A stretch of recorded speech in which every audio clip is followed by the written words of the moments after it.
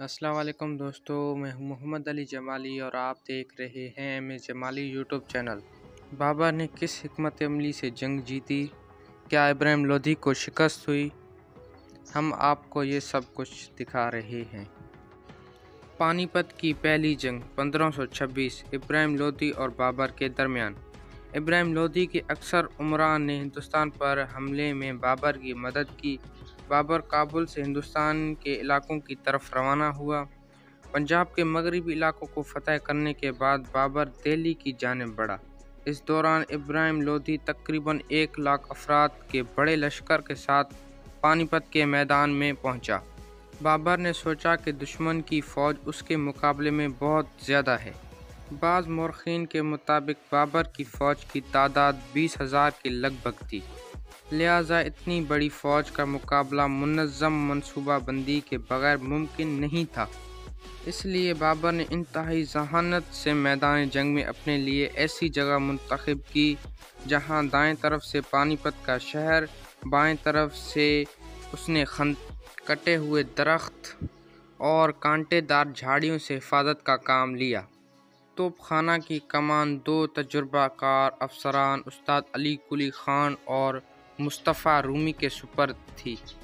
بابر کی فوج اگرچہ تعداد میں کم تھی لیکن بہتر اور منظم جنگی حکمت عملی کی وجہ سے اسے لودھی پر برتری حاصل تھی۔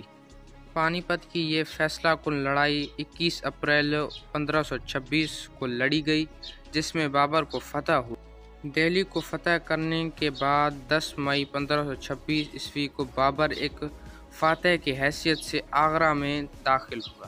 یہ جنگ سیاسی طور پر بہت اہم تھی کیونکہ اس کے نتیجے میں سلاطین دہلی کے آخری سلطان ابراہیم لودھی کا خاتمہ ہو گیا۔ سلاطین دہلی کی حکومت تقریباً 300 سال پر محیط تھی۔ بابر نے اب ہندوستان پر اپنے خاندان کی حکومت کی بنیاد ڈالی، جو بعد میں خاندان مغلیہ کے نام سے مشہور ہوئی۔ جنگ کنوا 1527 عیسوی رانا سانگا اور بابر کے درمیان۔ جنگ کنوا 16 مارچ 1527 عیسوی کو رانا سانگا اور بابر کے درمیان لڑی گئی۔ رانا سانگا بھی ان لوگوں میں شامل تھا جنہوں نے بابر کو ہندوستان پر حملے کی دعوت دی تھی۔ رانا سانگا کا اصل نام سنگرام تھا۔ سنگرام کا خیال تھا کہ بابر فتح کے بعد لوٹ مار کر کے واپس کابل چلا جائے گا، لیکن بابر کے ہندوستان میں مستقل قیام کی وجہ سے رانا سانگا کو سخت دھچکا پہنچا، کیونکہ رانا سانگا ابراہیم لودھی سے چھٹکارا پانے کے ساتھ ساتھ حکمرانی کے خواب بھی دیکھ رہا تھا۔ اس کے علاوہ رانا سانگا نے پانی پت کی فتح کے بعد بابر سے آگرہ، دھول پور اور بایانہ جیسی اہم علاقوں کی واپسی کا بھی مطالبہ کیا۔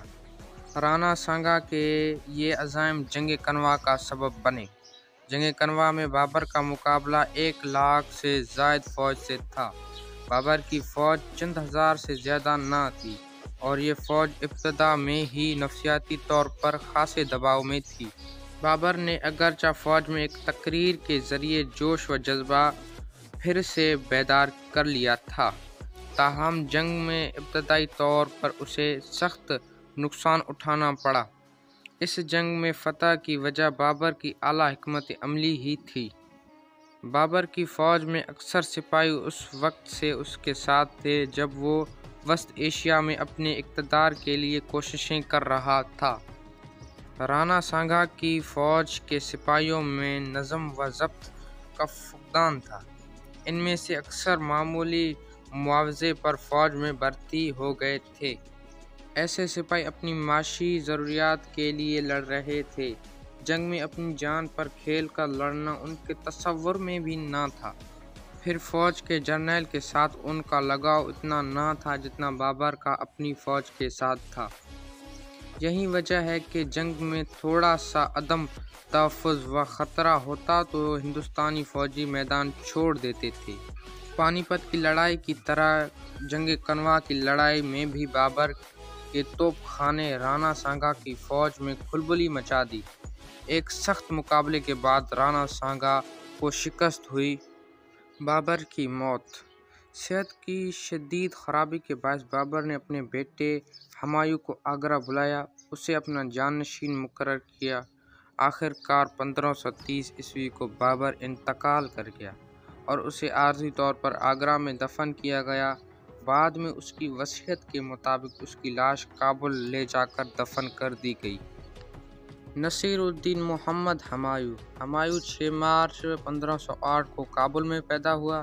بابر نے اپنے بیٹے کی اچھی تربیت کی اور اس وقت کے رائج علوم کی تعلیم دلوائی۔ فوج سنبھالنے پر ہمایوں نے مختلف لڑائیوں میں اپنے والد کا بھرپور ساتھ دیا۔ پانی پت کی جنگ کی تیاری کے سلسلے میں جب بابر نے کابل سے کوچ کیا تو ہمایوں کو بھی بدخشاں سے فوج لے کر اس کی مدد کے لیے آنا تھا، لیکن ہمایوں نے اپنی سستی اور ذاتی مصروفیات کی وجہ سے روانگی میں 2 ہفتے کی تاخیر کر دی۔ بابر نے اس کے غیر ذمہ دارانہ رویے پر ہمایوں کی سخت سرزنش کی۔ پانی پت اور جنگ کرنواہا میں ہمایوں بڑی بہادری سے لڑا۔ تخت نشینی: ہمایوں بابر کا بڑا بیٹا تھا۔ بعض مورخین کے مطابق بابر نے اپنی زندگی میں ہمایوں کو اپنا جانشین نامزد کیا تھا۔ اس وقت بعض وزراء نے ہمایوں کو سیل پسندی اور غیر مستقل مزاجی کی وجہ سے تخت کے لیے ناموزوں قرار دیا، لیکن بعد ازاں بابر کی وفات کے بعد ہمایوں کو اتفاق رائے سے تخت نشین کیا گیا۔ تخت نشینی کے بعد ہمایوں کی مشکلات: تخت نشینی کے بعد ہمایوں کو کئی مشکلات کا سامنا کرنا پڑا۔ تخت نشین کے بعد ہمایوں کی مشکلات: تخت نشین کے بعد ہمایوں کو کئی مشکلات کا سامنا کرنا پڑا۔ ہمایوں کو ایسا نظام حکومت ورثے میں ملا جو نہ صرف غیر مستحکم تھی بلکہ مالی طور پر بھی کمزور تھی۔ ہمایوں کے والد بابر کی فیاضی کی وجہ سے خزانہ خالی تھا۔ بابر مشکلات پر قابو پانا جانتا تھا، لیکن ہمایوں کے لیے ایسے حالات پر قابو پانا مشکل تھا۔ فوج کا نظام بھی درست نہ تھا۔ مغل فوج ترک، ایرانی، منگول، افغان اور ہندوستانی سپاہیوں پر مشتمل تھی۔ اس طرح کی مختلف النسل فوج کو متحد رکھنا بھی ہمایوں کے لیے آسان نہ تھا۔ قبائلی سردار بھی اپنا حکم اور تسلط چاہتے تھے۔ اس کے علاوہ وہ ہمایوں کے بھائی اور رشتہ دار بھی اس کی کمزوریوں سے واقف تھے۔ افغان خطرہ کیا تھا؟ 15 سال مغلیہ سلطنت پر کس نے حکومت کی؟ ہمایوں کو پانی میں ڈوبنے سے کس نے بچایا؟ ہمایوں کتنے سال جلا وطن رہا اور پھر کس نے ہمایوں کی مدد کی؟ اور ہمایوں کی موت کیسے واقع ہوئی؟ یہ ہم سب آپ کو دکھائیں گے، لیکن مغلیہ خاندان کی اگلی قسط میں۔